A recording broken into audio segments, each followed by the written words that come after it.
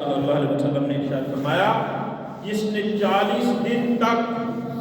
صبح کی نماز اس طرح پڑھی کہ اس کی ایک رکعت بھی فوت نہ ہوئی تو اللہ پاک اس کے لیے جہنم اور نفاق سے آزادی لکھ دے۔ 40 دن تک اس طرح فجر کی نماز پڑھی جائے کہ کوئی رکعت فوت نہ ہو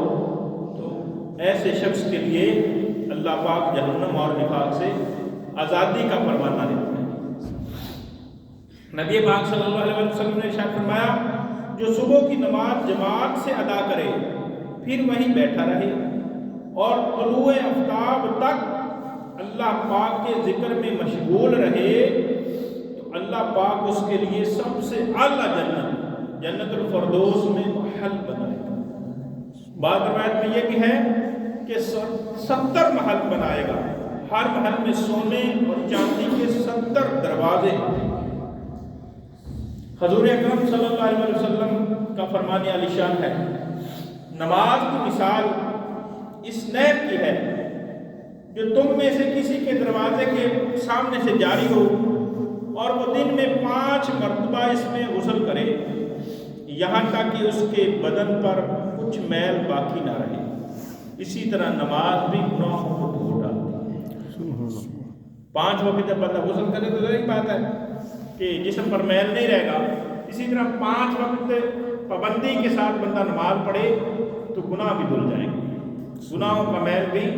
نہیں رہے گا۔ تاجدار مدینہ صلی اللہ علیہ وسلم کا فرمان عالی شان ہے، جس نے 5 نمازوں پر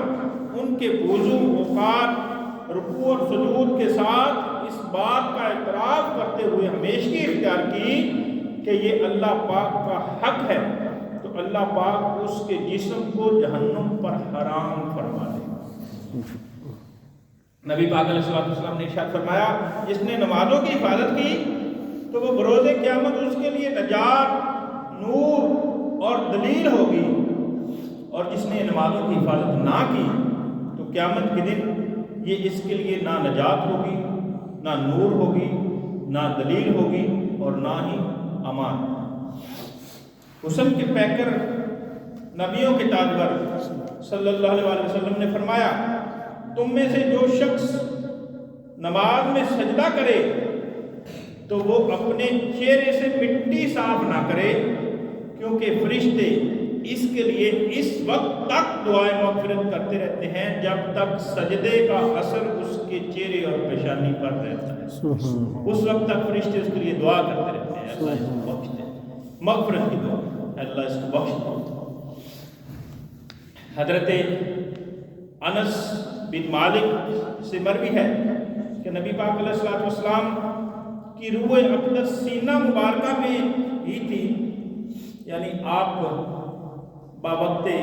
وفات کے قریب تھے، ظاہری طور پر جو آپ علیہ السلام نے پردہ فرمایا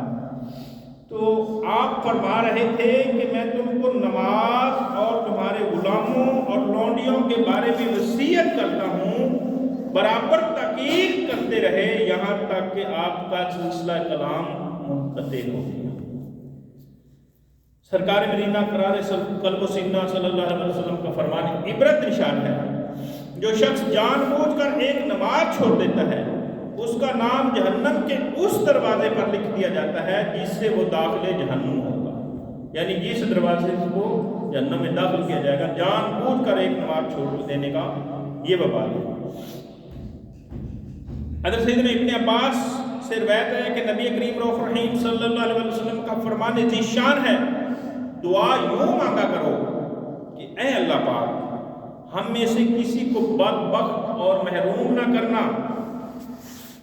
پھر ارشاد فرمایا، جانتے ہو بدبخت و محروم کون ہے؟ صحابہ کرام نے عرض کی، نہیں یا رسول اللہ۔ آپ نے ارشاد فرمایا، نماز کو ترک کرنے والا بدبخت و محروم ہے، اس لیے کہ اسلام میں اس کا کوئی حصہ نہیں۔